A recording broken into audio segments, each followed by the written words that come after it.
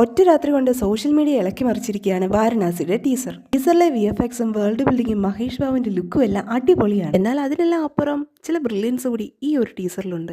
സിനിമയുടെ കോണ്ടെക്സ്റ്റ് അവതരിപ്പിക്കുന്ന പോലെയാണ് വാരണാസിയുടെ ടൈറ്റിൽ ടീസർ ഉള്ളത്. VFX കൊണ്ട് സമ്പന്നമായ ടീസറിനൊടുവിൽ മഹേഷ് ബാബുവിന്റെ രുദ്ര എന്ന് പറയുന്ന കഥാപാത്രത്തെ അവതരിപ്പിക്കുന്നുണ്ട്. എന്നാൽ ഈ ടീസറിലുടനീളം പ്രധാന കഥാപാത്രങ്ങളായിട്ടുള്ള മഹേഷ് ബാബുവിനെയും പൃഥ്വിരാജിനെയും പ്രിയങ്ക ചോപ്രയെ ഒളിപ്പിച്ചിട്ടുണ്ട്. ടീസറിലെ ഒരു സീനിൽ ആഫ്രിക്കയിലെ പാരച്യൂട്ടിൽ ഒരാൾ പറന്നിറങ്ങുന്നത് കാണിക്കുന്നുണ്ട്. അത് മഹേഷ് ബാബുവാണ്.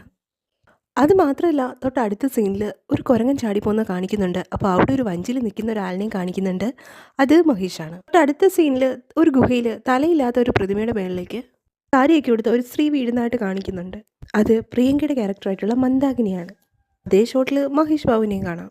അടുത്ത ഷോട്ടിൽ ലങ്കാനഗരം കാണിക്കുമ്പോൾ ഹനുമാന്റെ വാലിലൂടെ തേരൊടിച്ചു പോകുന്ന മഹേഷ് ബാബുവിനെയും തൊട്ടു പിന്നിലായിട്ട് വീൽ ചെയറിൽ ഒരാൾ ഇരിക്കുന്നതും കാണാം. ഇത് പൃഥ്വിരാജിന്റെ ക്യാരക്ടറാണ്.